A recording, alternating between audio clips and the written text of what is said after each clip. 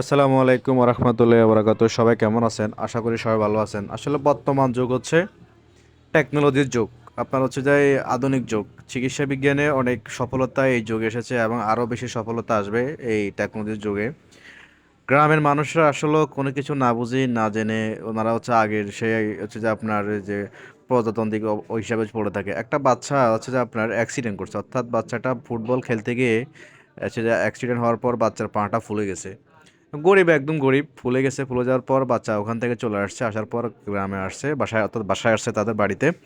আসার পর মা, বোন যা আছে আত্মীয়স্বজন সবাই মিলে বলতেছে যে এটা ঝাড়াইতে হবে। অর্থাৎ হচ্ছে যে গ্রামের ওজা বৈদ্য আছে এদেরকে নিয়ে ঝাড়াইতে হবে। ঝাড়ানোর পর এটা হচ্ছে যে ঠিক হয়ে যাবে। তো ওনারা ১০-১৫ দিন ঝাড়াইতেছে, কোনো হচ্ছে যে উন্নতি হচ্ছে না, অবনতি হচ্ছে। তো এই যখন হওয়ার পর বাচ্চার বাবার সাথে আমার সম্পর্ক, উনি আমার কাছে আসে বললে বাচ্চার এই অবস্থা, এখন কী করা? আমি বললাম যে দেখেন, এগুলো তো এভাবে বলা সম্ভব না। আপনি আচ্ছা দেখতে হলে আগে হচ্ছে আপনাকে এক্সট্রা এক্সরে করতে হবে।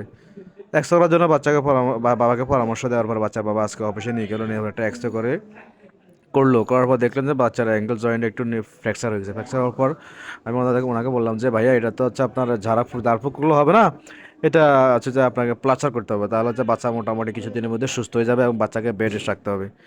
তো যা হোক হচ্ছে যে ওনারা অনেক হচ্ছে যে কথা বলার পরে প্লাস্টার করার জন্য রাজি হলে অবশেষে প্লাস্টারটা করলেন। আপনারা দেখতেছেন আসলে মানুষ কেন যে বুঝি না, কেন যে এই আধুনিক যুগে আসিও ধরেন অজ্ঞতার মধ্যে পড়েছে থাকে। আপনি টাকা না না থাকলে আপনি বলতেন যে টাকা নাই বা কোনো সমস্যা হচ্ছে।